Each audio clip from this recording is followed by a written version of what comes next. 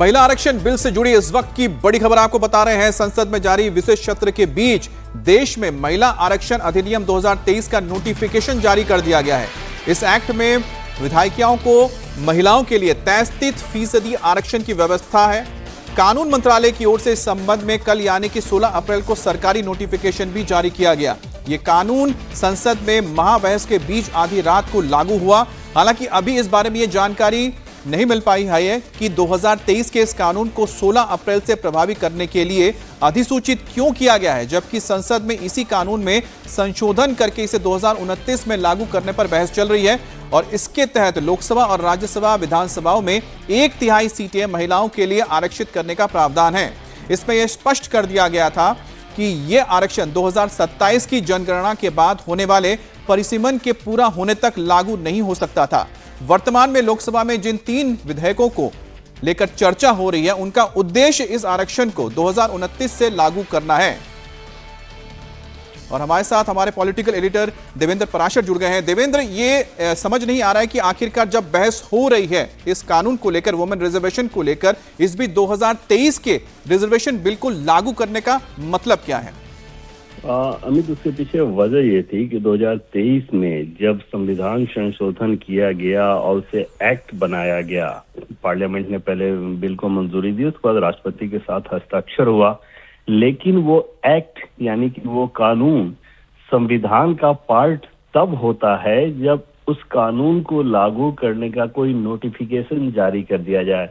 उस बिल में प्रावधान ये था कि गवर्नमेंट ये डिसाइड करेगी कि किस दिन से ये कानून इम्प्लीमेंट होगा, यानी कि किस दिन से इसे नोटिफाई कर दिया जाएगा। और जैसे ही गवर्नमेंट का नोटिफिकेशन होता है उसके बाद वो सीधे संविधान का पार्ट हो जाता है।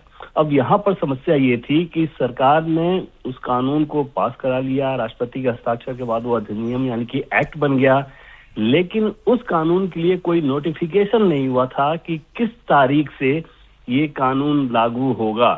अब जब वो कानून लागू ही नहीं हुआ तो अभी जो आप जिस कानून की बात कर रहे हैं, जो संविधान संशोधन, फिर वो कैसे प्रभावी हो सकता है? संशोधन तो किसी कानून में प्रभावी हो सकता है ना जी। तो अगर पिछला कानून संविधान का अंग नहीं बन पाया क्योंकि नोटिफिकेशन नहीं हुआ था, तो फिर उसमें संशोधन का मतलब कैसे खड़ा हो सकता है?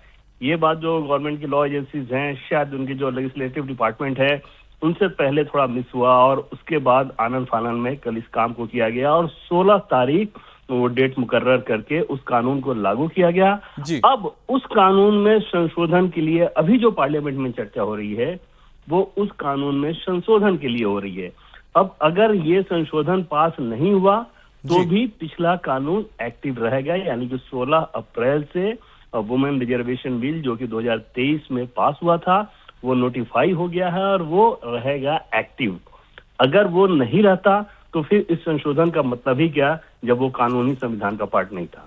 बिल्कुल देवेंद्र, यानी कि आज जब संसद में बहस होगी तो हम ये मान के चलते हैं कि विपक्ष के लिए ये आज का सबसे बड़ा मुद्दा होगा। देखिए, इसमें कोई इतना बड़ा मुद्दा वाली चीज नहीं है। निश्चित तौर पर विपक्ष का बड़ा मुद्दा ये रहेगा कि जो संशोधन लेकर आया गया है इसे विपक्ष पूरी तरह से गिराने की कोशिश कर रहा है। अब यहाँ पे ऑप्शन सिर्फ 2 बचेगा सरकार के पास। या तो सरकार ने इस तरह से फ्लोर मैनेजमेंट को कर ले कि लगभग 67 सांसद गैर हाजिर रहे अपोजिशन के, तब वो सरकार जो स्पेशल मेजोरिटी चाहिए उसके थ्रू पास करा लेगी। अन्यथा दूसरा ऑप्शन ये है कि सरकार अपोजिशन का सेंस देख के वोटिंग से जस्ट पहले बैकआउट करे। और तीसरा ऑप्शन ये है कि पर्टिकुलर टाइम फ्रेम के लिए सेलेक्ट कमेटी को भेज दिया जाए। तो ये सारे ऑप्शन आज दिन में दिखेंगे, लेकिन निश्चित तौर पे अपोजिशन के रवैये में कोई बदलाव होता ना देख सरकार के लिए मुश्किल होगा कि इस कानून को स्पेशल मेजोरिटी से पास करा लिया जाए। अब देखना होगा कि सरकार आगे कौन सा रास्ता चुनती है। अच्छा देवेंद्र, क्योंकि ये सवाल जब उठ ही गया है तो मुझे लगता है कि कल जिस तरह से प्रधानमंत्री मोदी ने अपनी बातें रखी और जिन्होंने जिस तरह से स्पष्ट रूप से जो आशंकाएं थी विपक्ष की उसको दूर कर दिया, चाहे वो कांग्रेस हो या फिर दक्षिण के राज्य हो, क्या आपको लगता है कि सरकार ने अपने नंबर्स मैनेज कर लिए या सरकार आश्वस्त है कि वो इसको पूरे बहुमत के साथ पास करा लेगी? नहीं नहीं, बिल्कुल नहीं, क्योंकि सरकार के पास पहली बात वो अपने नंबर स्पेशल मेजोरिटी के हिसाब से है नहीं, और दोनों ही सदन में नहीं है, न लोकसभा में है न राज्यसभा में है। तो वहां पर अपोजिशन सरकार के पास बहुमत है, लेकिन स्पेशल मेजोरिटी की बात जो हम लोग कर रहे हैं, जो कि इस संविधान संशोधन के लिए आवश्यक था, यानी कि कुल संख्या जो स्ट्रेंथ है हाउस का, उसका बहुमत, और जो उपस्थित होंगे और वोट करेंगे उसकी 2/3 मेजोरिटी। तो वो तभी हो सकता है अभी के एनडीए के स्ट्रेंथ के हिसाब से, जब अपोजिशन के बहुत सारे सांसद या दल गैर हाजिर रहे वोटिंग से, जो कि अभी तक उसका कोई इंडिकेशन नहीं है। तो उस कंडीशन में सरकार के सामने वो ऑप्शन तो था नहीं, लेकिन सरकार ने पूरी कोशिश की कि अपोजिशन के जितने कंसर्न हैं उन पे क्लैरिफाई कर दिया जाए। और कल आपने देखा कि हालांकि गृह मंत्री का डिटेल जवाब आज होगा, लेकिन इससे पहले कल ही जब विपक्ष के कई सारे सांसदों ने ऐसे सवाल खड़ा किए जिसका इस बिल से कोई लेना देना नहीं है, जो भ्रम वाली चीजें थी, उस समय भी गृह मंत्री अमित शाह ने उन सबको साफ कर दिया कि साउदर्न स्टेट में कोई प्रोपोर्शन में कमी नहीं होने जा रही है, कास्ट सेंसस होगा ही होगा, डिलिमिटेशन की व्यवस्था वैसे ही है जैसे पहले से चली आ रही है। ये सारी चीजें फ्लोर ऑफ द हाउस खुद गृह मंत्री अमित शाह ने क्लियर किया, लेकिन अपोजिशन इसको पॉलिटिकल ऑप्टिक्स के हिसाब से देख रहा है, और वो अपने रवैये में ये नहीं बदलाव करना चाहता है कि वो ये सरकार के पास फिर से मौका दे कि सरकार ने महिलाओं के लिए। तो देवेंद्र, आज का भी इंतजार करते हैं जब गृह मंत्री अमित शाह आज तमाम जो सवाल उठाए गए हैं उसका जवाब देंगे, लेकिन साथ ही साथ 2023 का जो वुमेन रिजर्वेशन बिल था उसको लेकर नोटिफिकेशन जारी कर दिया गया। और इस बारे में जैसा हमारे पॉलिटिकल एडिटर देवेंद्र पराशर ने बताया, इसकी वजह यह है क्योंकि जिस कानून को संशोधित करने के लिए बहस किया जा रहा है उसको पहले संविधान के तहत कानून बनना होगा, उसके लिए नोटिफिकेशन आना जरूरी होता है। उसी के तहत नोटिफिकेशन जारी किया गया है और अब देखना होगा कि क्या सरकार जो संशोधन चाहती है और जिस तरह से इस बिल को लेकर लाना चाहती है उसमें सरकार कामयाब होती है या नहीं होती है। और इसमें कोई दो राय नहीं है कि देश की आधी आबादी के लिए आज का दिन ऐतिहासिक दिन है। आज लोकसभा में महिला आरक्षण संशोधन बिल पर शाम 4 बजे वोटिंग होगी। इससे पहले गृह मंत्री अमित शाह विपक्ष के हर सवाल का जवाब देंगे। इस दौरान पीएम मोदी भी चर्चा में शामिल हो सकते हैं। वहीं आज विपक्ष की तरफ से नेता प्रतिपक्ष राहुल गांधी मोर्चा संभालेंगे। विपक्ष पहले ही ये साफ कर चुका है कि वो महिला आरक्षण बिल के खिलाफ नहीं है, लेकिन सरकार इसमें डीलिमिटेशन बिल को जोड़ करके लाना चाहती है, इसीलिए विपक्ष इसके खिलाफ है। वहीं दक्षिण भारत राज्य के पार्टियों की अलग समस्या है। उनका कहना यह है कि सरकार संसद में दक्षिण की आवाज को कम करने की प्लानिंग कर रही है। हालांकि सरकार ने चर्चा पहले दिन बता दिया था कि डीलिमिटेशन का फॉर्मूला क्या होगा और कैसे राज्यों में सीटों का बंटवारा किया जाएगा। बावजूद इसके विपक्ष अपनी जिद पर अड़ा हुआ है। चर्चा के पहले दिन सरकार और विपक्ष के बीच में जोरदार बहस भी हुई। पहले दिन लोकसभा की कार्रवाई देर रात 1:22 तक चली और इस दौरान गृह मंत्री अमित शाह लोकसभा में मौजूद रहे। लोकसभा में महिला आरक्षण बिल पर चर्चा के दौरान विपक्ष ने सरकार को घेरने की कोशिश की। कांग्रेस सांसद प्रियंका गांधी वाड्रा ने आरोप लगाया कि सरकार इस बिल के जरिए संविधान को खत्म करना चाहती है। वहीं प्रियंका के आरोपों पर बीजेपी सांसद कंगना रनावत ने जोरदार पलटवार भी किया। इन्हीं 543 लोकसभा क्षेत्रों में से महिलाओं को 33% आरक्षण क्यों नहीं दिया गया? अगर पद खोने का डर नहीं है तो कुछ लोग अपना पद खोलें।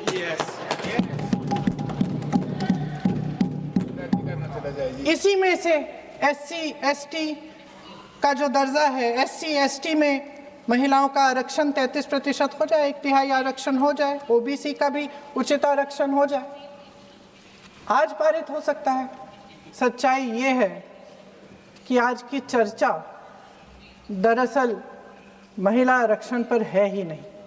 जो विधेयक के सरकार ने पेश किया है उसका प्रारूप हमने पढ़ा, उससे पूरी चर्चा ही बदल गई है। संसद का 50% विस्तार प्रस्तावित है, लेकिन इसके लिए कोई ठोस प्रक्रिया के बारे में एक भी शब्द नहीं लिखा है। आश्चर्य की बात यह है कि इतने बड़े परिवर्तन के नियम क्या होंगे, कैसे किया जाएगा, इसके बारे में पूरे विधेयक में एक भी शब्द नहीं है। लोकतंत्र की धज्जियां उड़ाकर अगले चुनाव के लिए अपनी पार्टी की मजबूती का ढांचा बनाया जा रहा है। हंस रहे हैं। इसका मतलब यह है कि परिसीमन आयोग में सरकार द्वारा चुने गए 3 जने इस पूरे देश के प्रदेशों का वजूद, देश के लोकतंत्र में उनकी भागीदारी और उनका महत्व तय करेंगे। लोकतंत्र को खत्म करने की शुरुआत तो इस सरकार ने चुनाव आयोग, न्यायपालिका, मीडिया और अन्य संस्थाओं पर अपना पूरा दबाव डालकर शुरू कर ही लिया था, मगर अब लोकतंत्र पर खुला वार होने जा रहा है। अगर ये विधेयक पारित होता है तो समझ लीजिए कि इस देश में लोकतंत्र खत्म हो जाए। अभी प्रियंका गांधी जी कह रही है कि संविधान ही बदल देंगे, यहाँ पे जो है डेमोक्रेसी ही खत्म कर देंगे। कुछ भी करने को जाते हैं तो डेमोक्रेसी खत्म कर देंगे। आप थोड़ा भी अगर कॉमन सेंस यूज करें कि जो लोकप्रिय नेता है, जो डेमोक्रेटिकली इलेक्टेड नेता है प्रधानमंत्री जी, जिन्हें डेमोक्रेसी ने उनकी पार्टी को लाया है, वो उस डेमोक्रेसी को क्यों खत्म करेंगे? वो थोड़ा ना कोई इंदिरा गांधी जी की तरह उनसे कोई कुर्सी ले रहा है तो उनको कुर्सी पे हक जमा के रखना है तो वो डेमोक्रेसी खत्म करनी ही पड़ेगी। ऐसी तो कोई स्थिति है ही नहीं। तो जैसे प्रधानमंत्री जी ने कहा कि अगर किसी के लिए डेमोक्रेसी वर्क करती है तो वो मेरे लिए ही सबसे ज्यादा वर्क करती है, तो इतना तो कॉमन सेंस होना चाहिए। जब देखो लोगों को बहलाना फुसलाना, जब देखो जो है वो झूठी बातें चलाना, और अब एक नई बात सीखी है, डिलिमिटेशन जो है। चलो वुमेन्स बिल, उनमें हिम्मत नहीं है बोलने की, डिलिमिटेशन में लफड़ा है, इसको हम लोग नहीं आने देंगे। अरे प्रियंका गांधी जी, जब लास्ट टाइम डिलिमिटेशन तो कोई बीजेपी का तो कोई प्रोसीजर है नहीं, एक ये संवैधानिक ये एक प्रोसीजर है, हर 11-11 साल में होता था। 51 में हुआ, 61 में हुआ, 71 में हुआ। 71 में जब हुई डिलिमिटेशन तो 61 करोड़ जो है वो भारतीय थे। उस टाइम पे जो 543 जो लगभग सीटें थी, आज भारतीयों की संख्या 140 हो गई है। क्या उनका समीकरण है? क्या उसमें से SC ST उनको उनका हक नहीं मिलेगा? SC ST में भी 1/3 हक महिलाओं, उनकी क्या संख्या है, उनकी क्या सीट आएगी? ये सारी कैलकुलेशन किस तरह से आप रिजर्वेशन देंगे? 140 करोड़ जो अब महिलाएं हैं तो they should not be accounted for. इस तरह की ये बहकी बातें कर रहे हैं। तो अध्यक्ष महोदय जी, सोनिया गांधी जी कहती हैं कि इनको इतनी जल्दी क्यों है, ये महिला बिल इतना जल्दी में क्यों लाते हैं? तो आपकी तरह होना चाहिए था कि 30 साल जो है आपने इस बिल को लटका के रखा। और लोकसभा में महिला आरक्षण बिल पर चर्चा के दौरान एसपी सांसद इकरा हसन ने कहा है कि ये बिल बीजेपी सरकार की शॉर्ट टर्म पॉलिटिक्स है। बीजेपी इसके जरिए तमिलनाडु और पश्चिम बंगाल में वोट पाना चाहती है। और वहीं बीजेपी सांसद बांसुरी स्वराज ने कहा कि समाजवादी पार्टी हर मुद्दे पर जाति तलाश करती है। दुख के साथ ये बात कहना चाहती हूँ कि जो महिला विधेयक इस सरकार ने 2023 में पास किया था, आज फिर से उसको लेकर आने की और उसको डिलिमिटेशन और सेंसस के आड़ में छुपाने की जो कोशिश की जा रही है, ये इस देश की महिलाओं के साथ इस सरकार का ये सरकार फिर से एक धोखा करने जा रही है। पहले 2034 में इन्होंने इसके इम्प्लीमेंटेशन को कहा, अब भी इनकी नीयत 2029 में इस बिल के इम्प्लीमेंटेशन की नहीं है। ये चाहते हैं कि ये लोग सिर्फ डिलिमिटेशन और अपने हिसाब से करने जा रहे सेंसस के आधार पे महिलाओं को उनके अधिकार देने से रोके। आज चिंता महिला आरक्षण की नहीं है। महिला आरक्षण बिल तो सर्वसहमति के साथ इसी सदन में 2023 में पास हो चुका है। चिंता इस बात की है कि आरक्षण की आड़ में मन मुताबिक डिलिमिटेशन से कैसे राजनीतिक लाभ उठाया जाए। माननीय अध्यक्ष महोदय, वर्ष 2023 में इसी सरकार ने देश को बताया था कि महिलाओं का आरक्षण केवल नई जनगणना और परिसमन के बाद ही लागू किया जा सकता है। इसे न्याय और सटीकता के लिए आवश्यक बताया गया, लेकिन अब मात्र 3 वर्षों के भीतर वही सरकार कह रही है कि नई जनगणना की कोई आवश्यकता नहीं है। इन 3 वर्षों में ऐसा क्या बदल गया? क्या संविधान बदल गया या सरकार की प्राथमिकताएं बदल गई? ये अचानक आई तत्परता महिलाओं के लिए नहीं है, बल्कि चुनावी लाभ के लिए है। पश्चिम बंगाल और तमिलनाडु जैसे राज्यों में चुनावी प्रक्रिया चल रही है, इसीलिए सरकार का यह बदलाव किसी ठोस बुनियाद पर आधारित नहीं, बल्कि शॉर्ट टर्म पॉलिटिकल माइलेज पर आधारित है। पहले कहा गया कि अपडेटेड आंकड़ों के बिना प्रतिनिधित्व अन्यायपूर्ण होगा, और आज उसी सिद्धांत को नजरअंदाज किया जा रहा है। ये और कुछ नहीं, सिर्फ और सिर्फ पॉलिटिकल अपॉर्चुनिज्म है। ये आग्रह करना चाहूंगी कि आपके संशय डिबेट तक सीमित रहे, वोट तक उन पर उनकी परछाई मत पड़ने दीजिएगा। माननीय उपनेता सदन ने कहा कि हम आरक्षण के पक्ष में नहीं हैं। मैं उन्हें याद कराना चाहती हूं कि 40 बरस से इस देश की बेटियां प्रतीक्षा कर रही थी नारी शक्ति अधिनियम लागू हो, महिला आरक्षण लागू हो।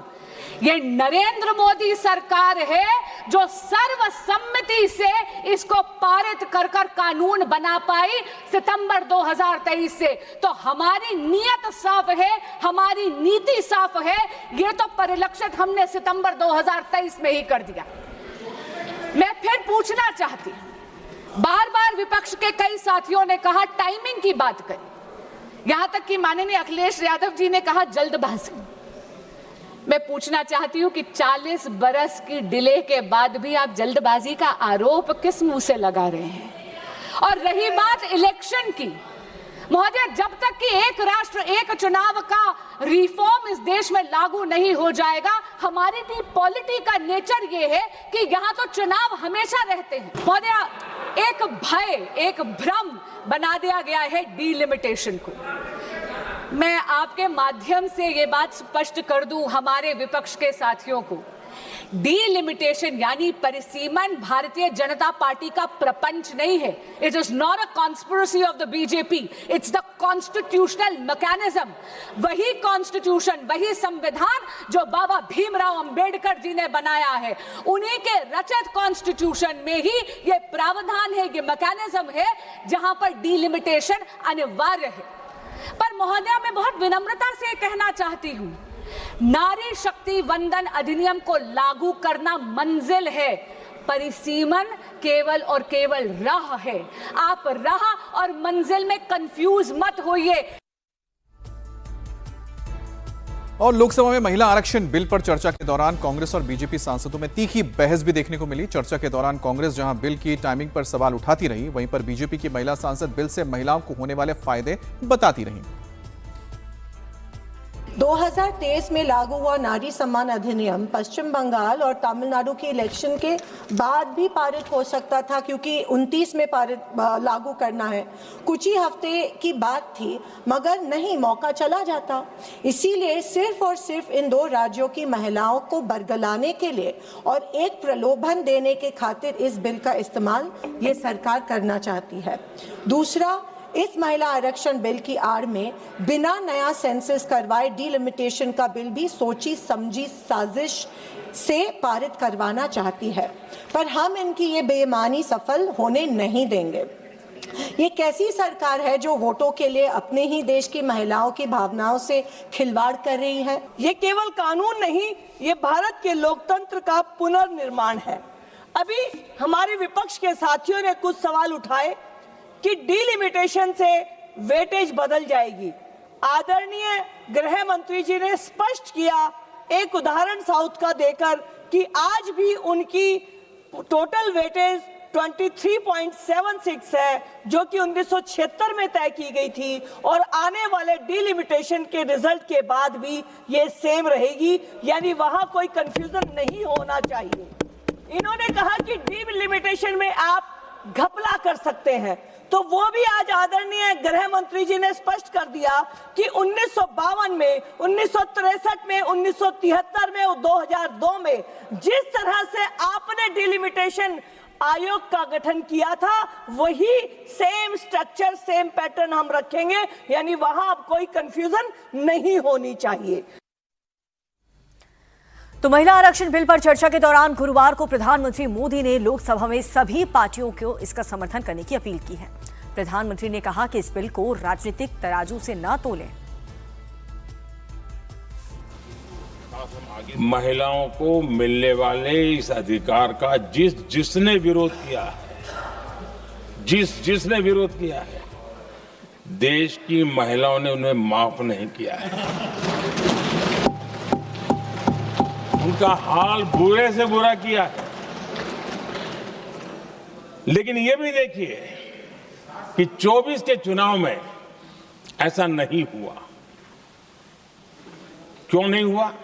ये इसलिए नहीं हुआ कि 24 में सबने सहमति इसको पारित किया, तो ये विषय ही नहीं रहा। आप देश की बहनों पर भरोसा करो ना, उनकी समझदारी पर भरोसा करो। एक बार 33% बहनों को यहां आने दो।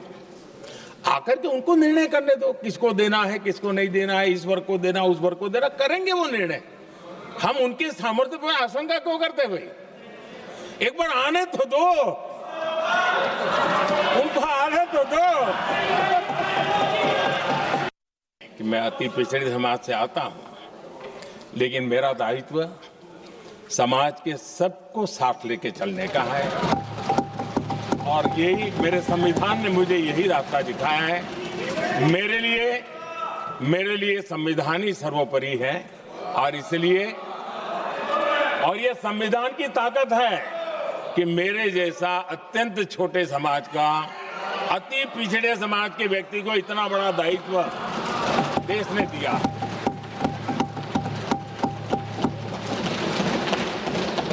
और इसलिए मैं तो देशवासियों का ऋणी हूं, और मैं तो संविधान निर्माताओं का ऋणी हूं कि जिसके कारण आज मैं यहां हूं। यहां बैठकर के हमें किसी को संविधान ने देश को टुकड़ों में सोचने का अधिकार ही नहीं दिया है। जो शपथ लेके हम बैठे हैं ना, हम सबको एक राष्ट्र के रूप में विचार करना हमारा दायित्व बने। चाहे कश्मीर हो या कन्याकुमारी, हम टुकड़ों में न सोच सकते हैं, न टुकड़ों में हम निर्णय कर सकते हैं। सिर्फ राजनीतिक लाभ लेने के लिए जो बवंडर खड़ा किया जा रहा है, मैं आज बड़ी जिम्मेवारी के साथ इस सदन में, इस पवित्र जगह से कहना चाहता हूं, चाहे दक्षिण हो, उत्तर हो, पूर्व हो, पश्चिम हो, छोटे राज्य हो, बड़े राज्य हो, मैं आज एक जिम्मेवारी से कहना चाहता हूं कि निर्णय प्रक्रिया किसी के साथ भी भेदभाव नहीं करेगी। ये निर्णय प्रक्रिया किसी के साथ अन्याय नहीं करेगी। हिम्मत नहीं है कि हम 33% महिलाओं के आरक्षण का विरोध कर पाए, वो तो जमाना चला गया, आपको करना नहीं है। और लोकसभा में विपक्ष ने महिला आरक्षण बिल के सहारे सरकार को अपनी सियासी चक्रव्यूह में फंसाने की कोशिश की, लेकिन गृह मंत्री अमित शाह ने विपक्ष के हर सवाल का जवाब देकर विपक्ष की बोलती बंद कर दी।